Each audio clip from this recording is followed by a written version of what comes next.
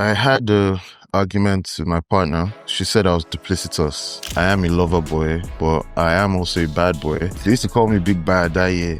I don't give a damn about being told no. But when is the person that is like, this is one of the reasons why you're doing music. Yeah. If this person should say no, I might not want to do music again. Everything that's happened is what has brought me to where I am now. I definitely won't have changed anything. I needed to experience all those things to be able to get to where I am now. Today on Goated, I'm with someone I've known for years, a friend, a collaborator, and one of the most distinct voices through your speakers. And stepping into this new era, we're starting off with Duplicity, the album, the release. I'm here with BOJ, aka Hotel Bank of Africa. That's right. There's Cigar General. Cigar Jan. All right. So yeah, how's it going, bro? It's good to see you, Good, sir. man. What's happening? Thanks for having me, my brother. Appreciate you. Come on, G. Congrats on the album release. Thanks. Yeah. Thanks. So, when did you know it was time to start the album Duplicity? Duplicity, I started maybe 2 months after I dropped my last project. So the 12 Summers, Summer Fornication, the deluxe of 12 Summers. So right after I finished recording that, I started immediately working on the next one. As soon as you're done? Yes, as soon as I was done dropping it. Okay. I'm straight in. Like now, this one too is out. Next month, I'm back in. Back at the studio? Yeah. As you have been for from quite January. some while. Okay. Yeah. So, again, we're here with Duplicity. Why Duplicity? Why Duplicity? Funny story. I had a argument with my partner and she said I was duplicitous. She was always using all these big words. Do you understand? So she said I'm duplicitous, and my first thing was, okay, I don't know what this word means, but in the context of the conversation, this isn't a good description of me. I could just imagine that it wasn't. So I went to check what it meant, and the first thing I saw was two-faced and deceitful. Okay, then I went, looked at different definitions. Then I saw when you're someone different in private and then someone different in public. And then I realized that actually I feel like most people are like that. Do you understand? Because when eyes are on you, you decide how you want to be perceived. Okay. And when nobody's watching, you might be a lot less wary about that perception. Do you understand? So I feel like everyone is duplicitous. So I just started exploring that, and how that resonates in my life with me, and it's like, okay, yeah, I am a lover boy, yeah, but I am also a bad boy. Like, I used to be Big Bad. They used to call me Big Bad that year. You feel me? So so I was just tapping into all those parts of myself and just, expressing as those people.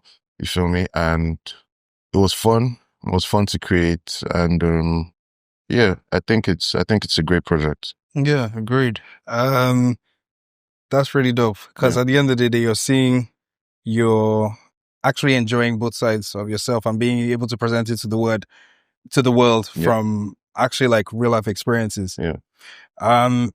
Where do you start? So we have a lot of production from Genio. Yeah. I know Sparks is on there. Blaze Beats. Do you lock in with someone, or you're just like in different camps trying to knock it out? Or how does it work? I locked in fully with Genio. When I decided to do the project, me and Genio have a great working relationship. We've been working since, I would say, like 2010. Me and Genio have been working since then. So, it was a no-brainer. I was just like, dude, why haven't we just locked in and done something together? So we just decided to do that. We're friends anyway. We're always together. So we're just like, let's just do this. Yeah. And I think 10 out of 13 if I'm not mistaken, are produced by Junior. Yeah. Yeah. And you're actually really like exploring different sounds on this one. Yeah. Hearing a bit of some electro, Yeah. hearing your love for FIFA in there as well. Yeah. It's actually one of my favorite tracks. Wait, which one? The one with The one with Obongjaya. Oponjai. Yeah. Yes, there Yeah. we go. The album drops tonight, so Yeah. I couldn't go through the credits properly, but yeah. Yeah. It sounds really fun. So which ones would you say were the most fun making? Which songs were the most fun making? I'll say Diamonds for sure. I don't think I've ever done a song like Diamonds. Do you understand? And Why do you so say that? I just haven't done a song like that with that kind of sound. Like True. I've just not put it out. I've messed about to, but I haven't felt like, okay, I want to drop this. But as soon as I recorded Diamonds, I was like, oh, I love this song. And then another song was After Hours with Anais. I think that was one of the only sessions I had with the artist. So that was also dope. You know, just working with her, seeing her process, writing with her, it was just dope. Yeah. Yeah. So most of the sessions were done in, again, the duality of this is London or Lagos. Where were they mostly recorded? Well, where did I record most of the songs? Yeah. I recorded most of the songs in Lagos, actually. I recorded most of the songs in Lagos, if not all. Yeah, apart from the one with Anais. I think I recorded them all in Lagos. Yeah, because that's the two sides of you that actually don't come out and show in terms of even on this 100%. project. I dropped the ones with SDC and Anais first. And then I dropped the one with Marvel and then the one with Olamide. So again, I'm just representing the duality. So the two two singles sides, each. yes. Do you understand? And both singles were showing different sides on with both drops. So with Shano, with SDC, that's the outside one, you know, and then After Hours is the, you know, the cozy at home when it's raining type shit. You know? And the same with the Marvel and Olamide drops. The one with Marvel is outside, you know, outside, diamonds on my neck, you know, Shano Oli, you understand? Then the Contraband with Olamide is a more love song. I'm like directly talking to a person and being like, you know, I don't give a damn. This is the one. Feel me? Yeah, because again, you just mentioned Olamide, and with that record, you can see that was actually really a good chemistry, and you both probably enjoyed making that record a lot. Yeah, I mean, to be honest with you, Olamide is a very, very hands-on guy, okay? So he was also recording, he had just dropped his album, I think. When I was recording my album, he was also working on his project. So we didn't have, I mean, I did go in with, because I was on his project as well. The first song we recorded for the album didn't actually make the album. He sent me the song that eventually was on the album like 3 days before the album came out. The song? No, the one on his album. Okay. He dropped it. He sent it to me 3 days before it came out, and then we did it. And then similarly, for my project, I sent him all the songs, and I was like, you have free room. Anyone you want, let's do it, you know? And he didn't say anything for a while. And then I was about to get on a flight to Houston, and I just get a message like really early in the morning at like 7 a.m. I just get a message from him, like with a song, you know? And I played the song the whole flight. The flight was like, maybe like 9 hours. My God. I promise you that out of those 9 hours, for, let me say 6.5 hours, I was listening to the song. It's a jam. So like, I went to Houston, I came back to Nigeria and I recorded my bit.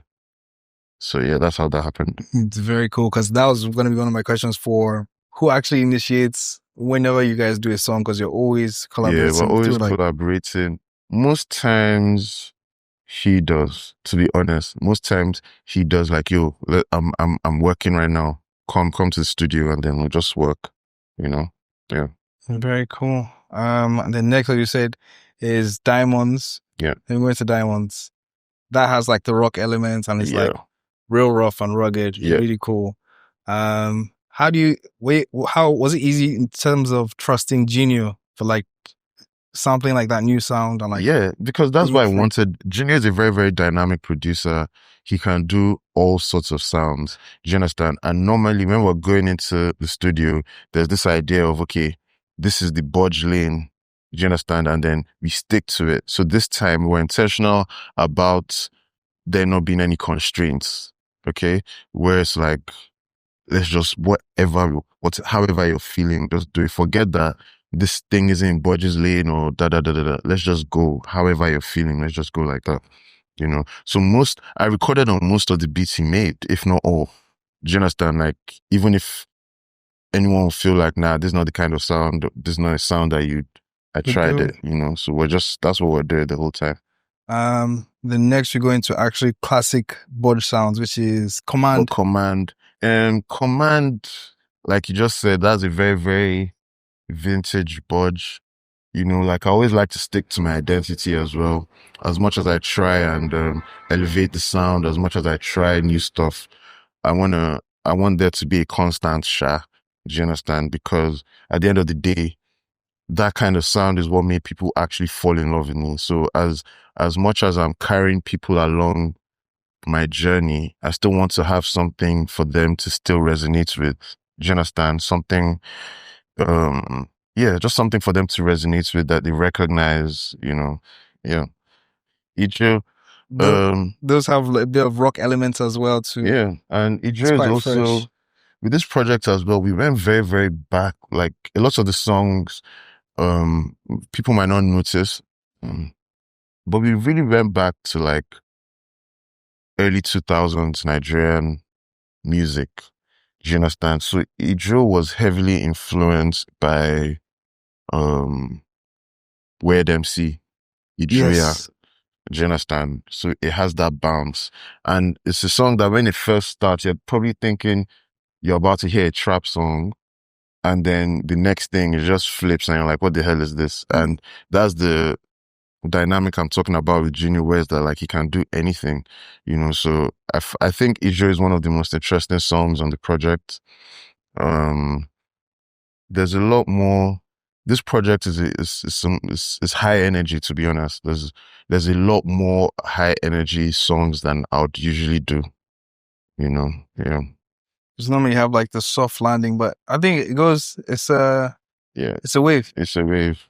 And even when we're trying to arrange the album, shout out Benzo, who And you know, Benzo in London, we sat together for like 2 hours, 3 hours, like on a dining table like this. And he literally got his pen and his paper and is literally, okay, we wrote all the songs down. He's put the tempo next to each song. He's put the key next to each song. And then we figured out the best way to arrange it where it seems seamless. yeah. Do you understand? So every time you feel like, okay, the energy is dropping, then the next song, it brings you Take you back back up. up. Do you get what I'm saying? Like that. So it's exciting, Yeah, definitely. You and the mad scientist Do you get what Benzo. I'm saying? Shout Shout out out the to mad Benzo. scientist. Oh, Yeah. mad. Next day goes to Shana. Shannon. Yeah. Joey B and STC. Yeah. You just actually dropped a single with them now. Yeah. How was that putting that song together? It's actually a funny story as well, because what happened was SDC had sessions with Joey B in Ghana. Okay. And they've come back and they have this song called Shano. They want me to be on the song. Okay. So they send me this song. I hear this song and I'm like, hey, this is what I'm missing in my album. Okay. So I tell them, I record the song, I send it to them. They're like, mad, mad, mad. Then I call Wale.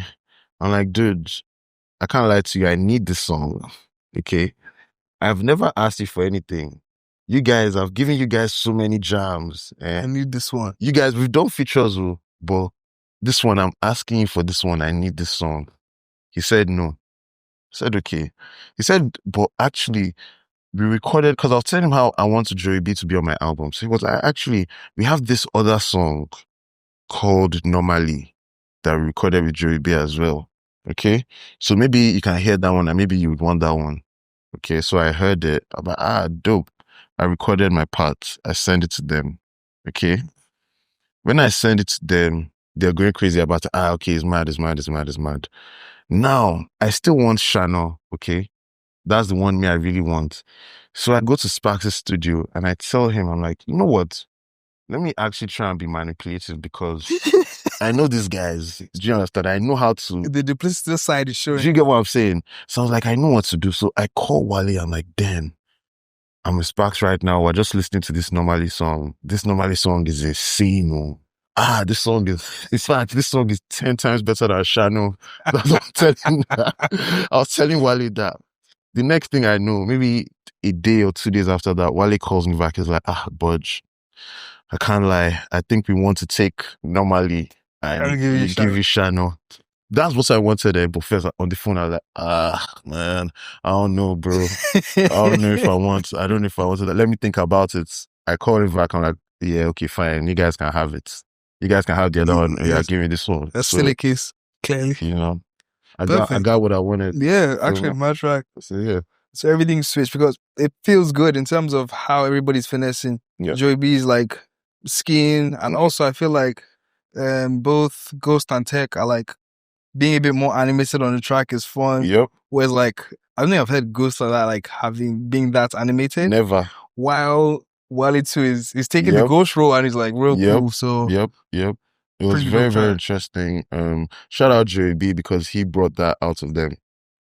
Yeah. So this was in Ghana. Yes, Guessing. they had this. Well, I don't know if Ghost was there, but Tech and Wale, you know, they Tech and Joey B created the songs together. Yeah. Sick. Mad. Then we go into the next is After Hours. Yep. Where you're in your R&B bag. Yep. Do it with Anais Carter. So that one, I got a call from Moses. Moses was asking if I know Anais Carter, and I was like, hell yeah, I love her. Because I'd heard her song with Wiz, and I feel like I heard her voice on one of Ashake's songs. I know her voice, okay? And I'm like, yeah, I love this artist. I was like, she was just with her manager, that do I want to do something with her? And I was like, 100%. You know, this After Hours song I had already recorded, but I wasn't even sure if I was going to make the album. So I said I have this particular song that I wanted a female voice on. And so I sent it. And she loved it. So we brought her to London and we had the session, you know. So shout out Anais, very incredible voice, incredible artist. Yeah. How do you choose this one is gonna make it? Because the rest of them all feel like family in terms of like your features, how you do that. So how do you say, okay, fine, I want Anais to be on this album because you have like a vault full of like. Of course, I even feel like records. at that time, I don't even think I had gotten a bunch of the features yet. Do you understand what I'm saying? And for me, it's always the best person I have access to who I'm also a fan of, that can fit on the record. That's always my stance on doing features. Who is the best that I know that would fit on this record? That's how I always do. Because you've passed the point of trying to chase for features. Yeah, 100%. You've worked with everybody. Yes, I've definitely worked with everyone. So right now, it's not even about how big an artist is or anything like that. It really is about who fits on the record that I have access to, which is most people. That's how I was doing that slight flex. Yeah, true. You understand? The only one I'm waiting for now is the GOAT.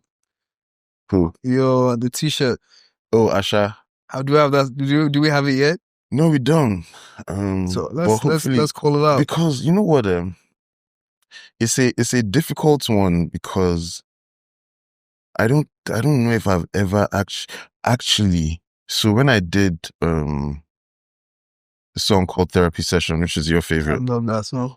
I wrote that song with Olamide. He helped with the writing for that song in a major way.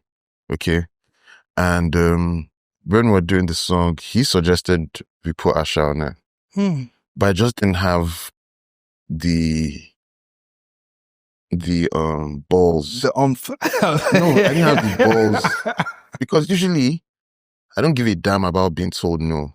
Okay, but when is the person that is like, this is one of the reasons why I'm doing music. Yeah. If this person should say no, I might not want to do music again. Fair. Do you understand what I'm saying? So it's just like, yo, even though she'd acknowledged me, the first time I ever saw Asha, like, I promise you that she tapped my shoulder. I was sitting down, she was walking in. I'd seen her walking in, but obviously I didn't know her personally or even think she would know who I was. So it was ages ago. And she's walking in, and I'm just like, damn, let Asha just walk close to me so I can say hi. And I didn't even notice when she came close to me. I just felt someone tap me on my shoulder and said, "You're doing well." And I looked back and it was Asha. I just started sweating, like, bro, profusely. This place was cold as hell. I started sweating. I had to stand up and go out. You know, I was that excited. So it's like, with that one, it has to be like a more natural, organic kind of situation.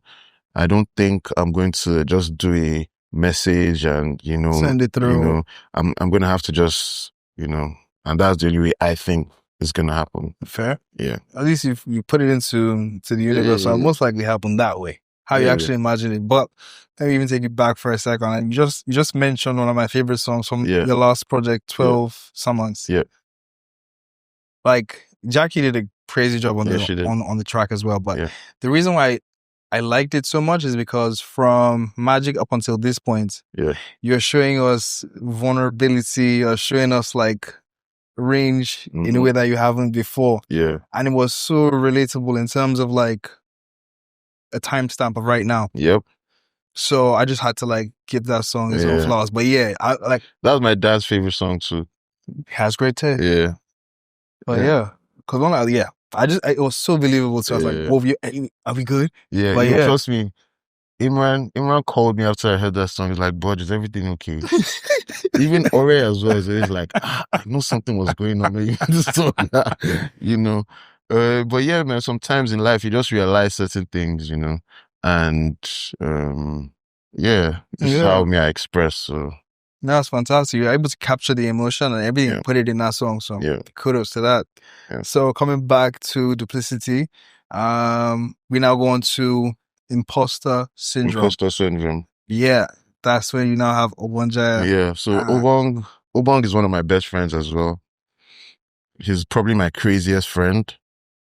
In terms of like, that nigga's a psycho. Between him and Odumodu, I don't know who is more of a psycho. Both of those niggas, they're psychos in different ways, sha. But shout out Obong.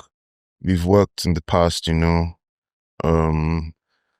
with this one, this was actually a song he was working on with Junior. And I heard the song years ago. Well, not years ago, maybe like a year or two ago. And when we're making this project, I asked Junior about the song. And it was like, Obong hasn't used it yet. Or they haven't even finished it. He hadn't even finished making the beat or anything. So I took the song, Fair enough. We finished it. We finished the beat. I told Obong I was taking it, and I just infused myself inside it. It was so hard because I didn't even want to take out anything because of how good it was. So that's why on the song you hear that it's very, very, it's like basically like I'm featured on the song. The same with the Olamide record as well. Yeah. Whereas like these songs are so good. Another time where that has happened is with Money and Laughter, where I sent Amari just like my first few bars, and then she just recorded on the whole song from the beginning to the end. Do you understand? So now taking out bits was really hard. So I just had to infuse myself into it. And really, actually, I don't even like hearing myself the whole way on songs anyway. So those are my favorite types of situations when I find songs like that I love so much, and then I'll just do a small verse in there and just keep. Cool. I think a few years ago you had this playlist where you just had all the DLS or FIFA jams. Yes. And that's what you listen to in the car. Yes. So as soon as I heard this, I said like, this deserves a space on that one as well. So. That year I only used to listen to songs from FIFA. I'll literally go on Spotify and type in FIFA 19 tracks. Do you understand? And then that's all I would listen to. Eventually, I made a playlist myself with a bunch of songs from all different FIFAs, and I always wanted to make a song like that.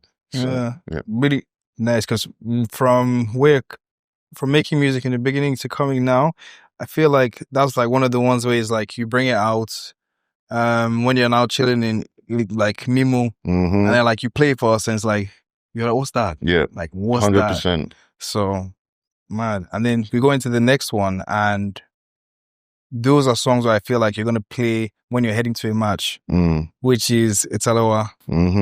And then Kana. Yeah, it's crazy that I even said a match because it's actually called Italawa FC, Italawa Football Club. Do you understand what I'm saying? And yeah, shout out to Odumudu and shout out to S God. Okay. S God is on Italawa and then Pasaliu on Kana. Yeah, so shout out to them. Italawa, probably one of my favorite songs on the project.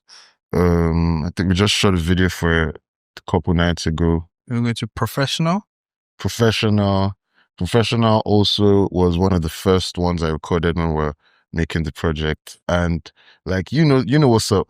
Yeah. Do you understand? So it's like this whole period of me making this project is actually a very personal project. And it's only if you know that you know. Like, I was in a rocky situation, now. Waves. Just based on that, you know how I said they called me duplicitous. Yeah. Do you understand? So Waves, there was a bit of, such is life. You feel me? So there was a bit of up, down, And so all this is just like a reflection of that, same thing with Professional, I was basically telling you what's up. No, dope. Yeah. Dope. And again, it's also good to hear you being vulnerable, but even in like an interesting. Just trying to tell her that, look, I'm a professional. Don't take it personal. Do you understand? I'm just doing my job. I'm just doing my job. Do you understand? There's no more to it. Yeah. You feel me? Like, fair enough. I hear melodically like you're bad. Yep. Been big bad since. Yep. I have a reference. If I'm wrong, correct me, but it's like I'm hearing a bit of an old record, like to party in Professional. I mean, it's a similar kind of bounce, 100%. It's crazy because nobody would ever get the song that was the template for that song. What is it? Joy is Coming. Oh wow.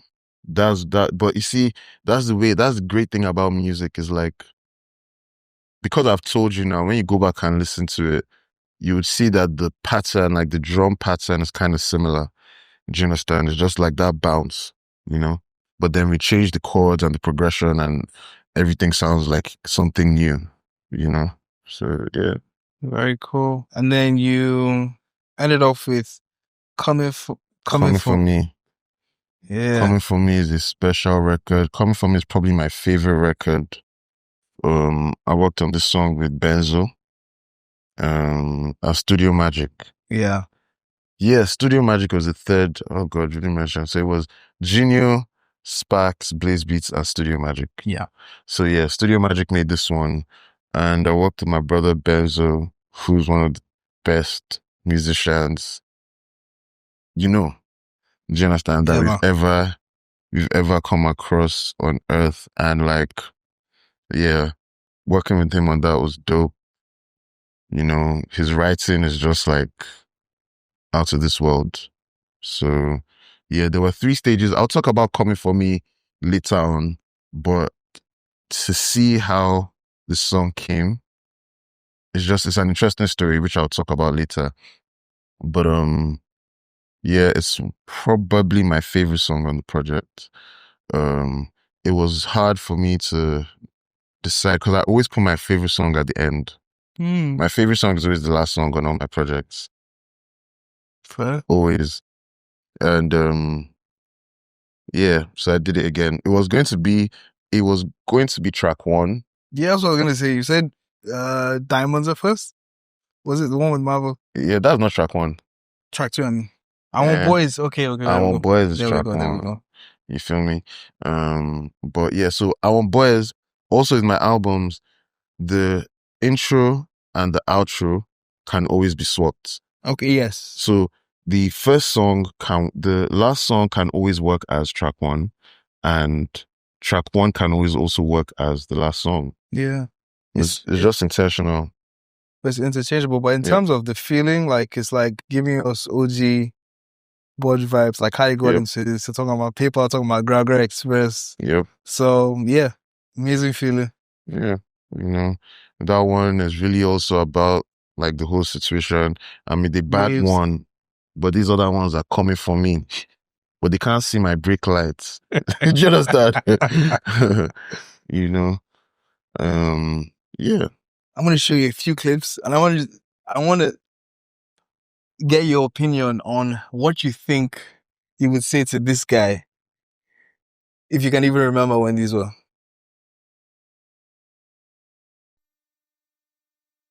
I don't remember when this was. That was. I remember this, because this is when Olu just died. Rest in peace, DJ Olu. Because I'm wearing the DJ Olu shirt. That's SDC. That's Tech and Co. Is this native? Yeah, since 2018. 2018, native land. I still have my dada. And my stomach wasn't big yet. What was going through his mind at the time? God knows. I don't know. I can't remember. Well, I mean, and I'll just assume not much. Do you understand? I'll definitely just enjoy my life at that point. You just dropped Magic. I just dropped Magic, right? Yeah. Yeah, I was just coasting. I was just enjoying my life, you know, not really taking things that seriously. Yeah. You know, that's why I was still a bad boy then. So there was one side then. Yeah. There was one side then. Okay. And then I'm going to show you this one. Oh, shit. Okay. This is BOJ Diaries, right? Yeah. Yeah. Yeah, I remember this. I remember this period. Me, Asa, Olu, Senpai, Oti, shout out Oti. Yeah, see Asa. Yeah, man. Yo. So when you look at those, right, and you're seeing this guy who's about to put out his first album, he's just been signed, versus you now, who is started his own festival, Our Land. You are on album 6, personally, album 10 in general. Yep. You have an agency. How, like, what would you tell that young guy that you just saw there? Well, to be honest with you, there's not much because everything that's happened is what has brought me to where I am now. Do you understand? So I definitely wouldn't have changed anything that happened. I needed to experience all those things to be able to get to where I am now. Okay? I guess maybe the only thing I'd have said was, okay, maybe start giving a fuck a bit earlier, you know, because everybody likes to want the whole, oh, I don't give a fuck, but you have to give a fuck. Do you understand? You get older and you realize that you have to give a fuck. Okay. You know? You don't have to take life so seriously, but you have to give a fuck. Yeah. You get me?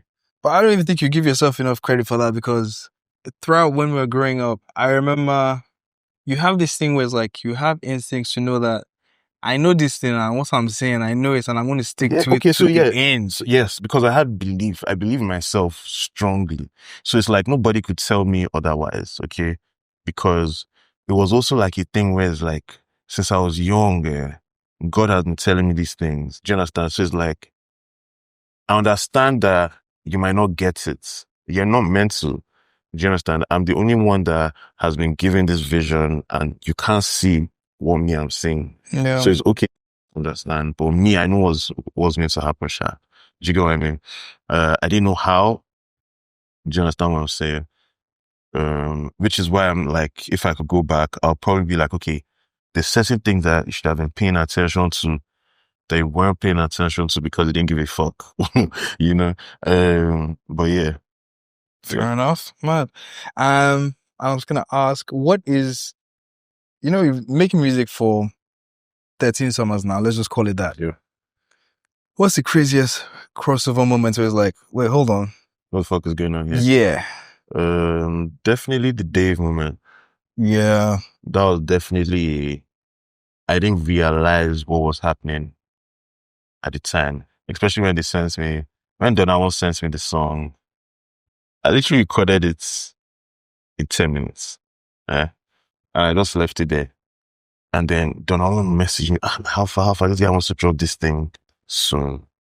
And just because I wanted him to know that I was working on it, I sent him what I had done. I literally recorded it as soon as I sent it to him. But I didn't say anything to him or anything. So just because I wanted him to know that I'm working on it, I'm not jonesing, I sent him what I had done. And I literally said, don't send it to Dave yet. So I'm just working on it. This guy sent it to Dave.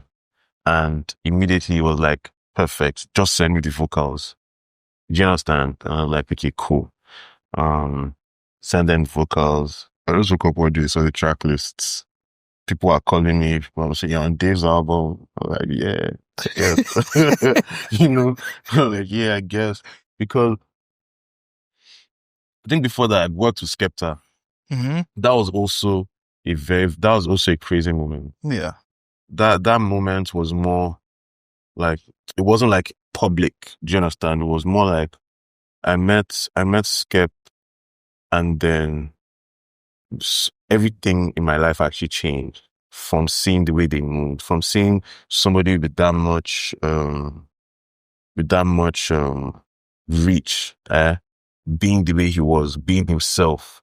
Do you understand? If you assured me that, oh, actually, you don't have to form this whole artist thing, you get to where you're trying to go, because everything's a perception thing, like I was saying. So a lot of artists feel like, oh, if I go to the club, I have to be standing on the chair or the table. You know that thing? Yeah. But, which I hate doing. It's like, why are we standing on the chair? It's not even comfortable.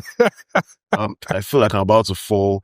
There's like 15 guys just around me. It's not even fun. Yeah. Do you understand? But at some point you feel like, oh, that's how it's meant to be, or this. You know, so when I saw these guys moving different, we'll go out. Skepta came to Nige and I was one driving him around.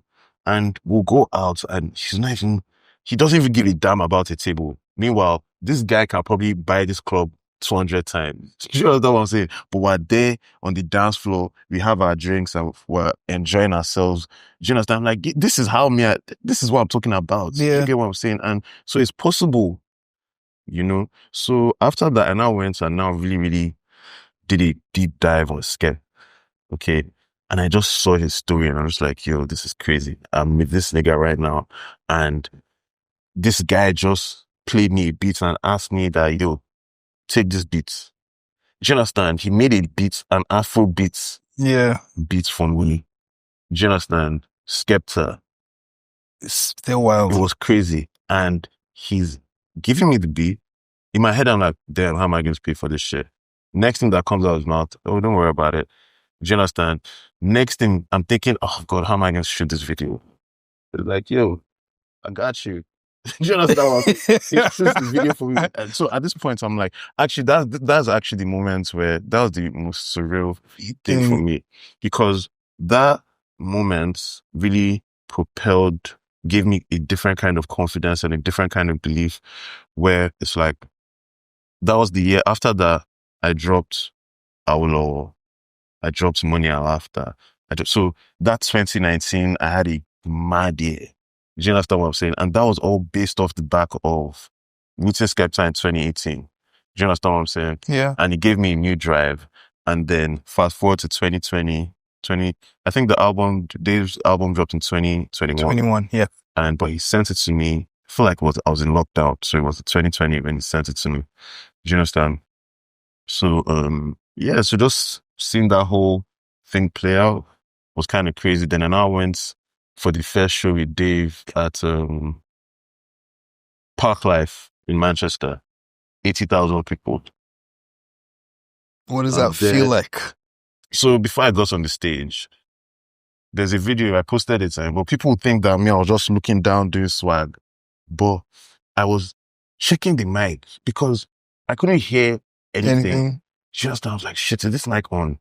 Like, oh, I think need to turn it on, and I didn't want to ask the people so that they don't think that, oh, I'm new here. Do you understand? So I just acting like, okay, maybe the mic will come when I get on stage. Anyway, I got on the stage.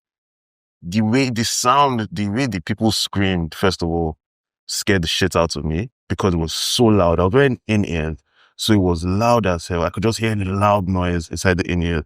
And then, as I'm doing the verse, I'm looking at all these Oyimbos singing Yoruba. Do you understand? So it was just blowing my mind. The whole thing was just blowing my mind. I don't know. So I think that was like a very, very surreal moment for Amazing. Yeah. Like those 2 points, and then I can only imagine it continues going because 100%. Then I now decided, you know what? I'm doing a show in London. Boom. I'm doing this. I'm doing that. I'm going to be spending more time in London. I'm going to get PR. Do you understand? I'm going to do this. So it all just like made me more, see that, oh shit, we're actually doing this shit for real, for real. Yeah. You know? Yeah. I remember in 2018, like you would drop like a single or two, and I'm like, but BOJ, that single didn't even have time to breathe. And like, yeah, I'm on to the next one. Because now I understand the drive and the push. And it's like, also, I always felt like I didn't always have the funds, yeah, but I have the consistency based on the fact that I have a fan base. A lot of artists don't have a fan base. Yeah. Do you understand? So I have a fan base, so I need to keep feeding them, even though I don't have the right funds to push the song to the highest heights, but I have these people that I have to keep feeding. Yeah. So that was just my mindset. Just feed my day ones. And so now every year we're dropping an album, no matter what. And I said, with these instincts, you're right, because same community you're feeding, yeah, are now the people that you're serving in terms of your festival. Yep, exactly. Our land. How'd that come about? Me and TK, we've been talking about doing something for ages. Okay, for ages. You know how the whole DRB thing ended? Well, not that DRB ended. I'm talking about DRB management. And the management side, how we fell out or whatever. And but I still remain friends with both of them. Do you know what I'm saying? And especially TK. So we'll keep talking. I'd always bring him in. So there was a time I was going on tour, on a Europe tour. I think he came with me to Ireland or whatever. So that's where, we first started doing merch, Action Boys. Yeah, we go. Do you understand? That's how we started. So we did a shirt and it was just going. When we went on that tour, everything sold out. Do you understand? So it's like, I've built him back in somehow. Do you understand? So now we're not doing this is the places outside. I'm not like, yo, actually, the guys I'm working with, the distribution company I'm working with, they've asked me if I want an imprint. Like, do you want to have an imprint? And I'm thinking of calling this imprint Action Boys. Do you want to come on it with me? Do you understand? So that's where it started. So it's like, okay, cool, let's do this. Then we now decided, well, why don't we do a show? You know all these people, boss. You know all these people. We can do a show. Do you understand? Your show will bring your friends. Do you understand? At first, we probably won't be able to pay them, but they'll come for you. Do you understand? Because you go for them, most likely. So we did that. And then we put on the show, the first one. We had like 3,000 people, which was dope. Do you understand? In Nige, not many people can pull that off. Yeah. And the year after that, which was last year, did 6,000. Do you understand? So it's just like, this shit has to keep going. So this year, let's see what happens, isn't it? Oh, year 3. Year 3, just like that. Congrats. Again, and then with this whole thing of like feeding your fan base, then the festival, your business acumen has always been there. Yeah. So now you started like an agency, and you're also like helping out with shedding light on the new 100% new talent. I'm a part of Mars, Mother Africa Reigns Supreme, the with a bunch of revolutionaries. Okay. And this is another thing I learned when I was younger, that this is why most of the people I hang out with are older than me. Do you understand? And are people that are doing things. Okay. So how did this come about? I literally just called Wally one day, and I was just in 2020. And I was like, dude, I need to be bigger. I need to be part of something bigger than me. Do you understand? Like, I need to serve. Do you get what I'm saying? That's what I'm here for. And I want to be something bigger than me. And it was like, you know what? Me and Larry and Nif were thinking about starting this thing.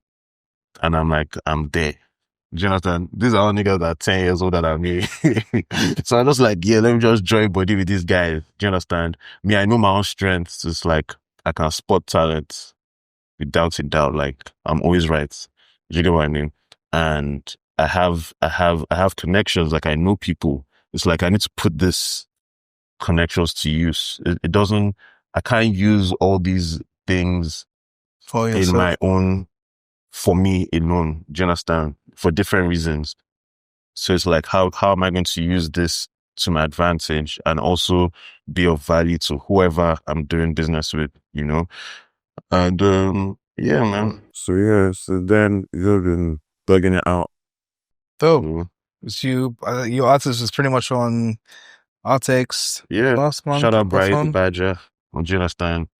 That was the first person that I'm being like, okay, yeah, followed him on Instagram. You know, that kind of shit, like random. Now I see Apple Music gave him up next, like a bunch of groundbreaking things have happened since started working, even. Yeah. And it was good to see. No, dope. You're always in service, and thank you for all of that, because you say this with only your, I think even with business, but then you do this from your team members to family, 100%. which is like, I've even seen you guys in the studio, your younger brother Yep. now, 100%. and you're actually like giving him tips and like pushing him 100%. forward. There's not a thing where it's like you're sunning him. You're No. like I'm not pushing him. signing him, but he also needs to know, well, you know, he knows. Yeah, no, It's like a thing where, you know how sometimes being in the industry, you realize that there's a lot of things that you might see as a cosign, but it's actually a hindrance. Do you get what I'm saying? There's some places where you don't want people to do favors just based off you. Yeah. You want them to do it because they fuck with whatever it is. So you have to create a situation for them to have the opportunity to fuck with it. Yeah. Do you get what I'm saying? No, for sure. Yeah. Because I'm saying it even in the sense of how we came up in terms of like sunning someone versus like, okay, I'm actually like giving you away. I'm not going to like open the door wide so you misuse it, but 100%. you're definitely like doing that. So yeah, kudos. So back to you now. And I was going to say back to Duplicitous in general. What's the main thing you want people to take away from this album? What do I want people to take away from this album? I feel like I just want people to know that they're not the only ones that have two sides. Do you understand? Yeah. I think that everybody's like that. I feel like everybody's like that. And it's like just about finding the balance. It doesn't mean you're a bad person because you have all these vices or you have certain things that you do that you know you're not supposed to be doing. It's about finding the balance, and it's not about being ashamed of it. Do you understand? It's about realizing and then trying to find the balance between the two things. Because that's why I started asking myself, like, wait, am I a bad person because I have this feeling? Do you understand? And the answer is no, I'm not. Do you understand? Yeah, facts. So it's just about finding the balance. We all have the tendencies to do crazy shit.